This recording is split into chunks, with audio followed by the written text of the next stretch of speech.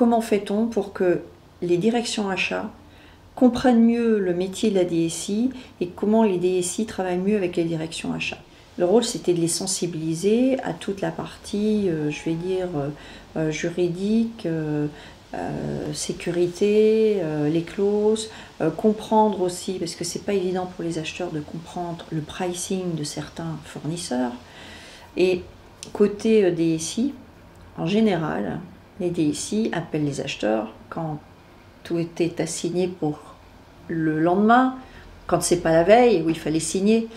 Et donc c'était aussi essayer d'éduquer les DSI, parce que la plupart du temps les directions achats arrivent pour faire une négo dans un projet qu'ils ne comprennent pas. Alors moi je dirais que les acheteurs ne comprennent pas de la DSI, c'est qu'ils ne sont pas là pour choisir la solution technologique.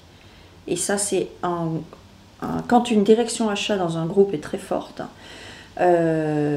l'acheteur peut dire ben non, c'est telle solution, alors que le DSI sait très bien que c'était l'autre solution. Donc là, c'est vraiment quelque chose à faire comprendre, c'est que la direction achat, elle est là pour le juridique, pour négocier, pour diminuer les prix, mais le choix technologique, il faut qu'il le laisse à la DSI, même si c'est 3% plus cher que le concurrent. Et la DSI, c'est de laisser la liberté aux acheteurs, et quand on entre en appel d'offres, la DSI doit se retirer. Il faut que la DSI soit vraiment stricte en disant voilà, maintenant c'est la place des achats, ils sont bien au courant du projet, ils ont bien compris le truc, maintenant c'est aux acheteurs à jouer leur rôle. Les acheteurs sont des techniciens de leur métier, et donc la DSI n'est pas un technicien des achats, donc il faut que le DSI se retire. Le DSI voit son budget différemment. Il faut savoir que le discours avec la direction générale, c'est OPEX-CAPEX. Donc la direction générale ne supporte pas un OPEX fort et adore un CAPEX fort, puisque c'est amortissement, machin, etc. Donc voilà, PNL, raisonnement PNL, cash, etc.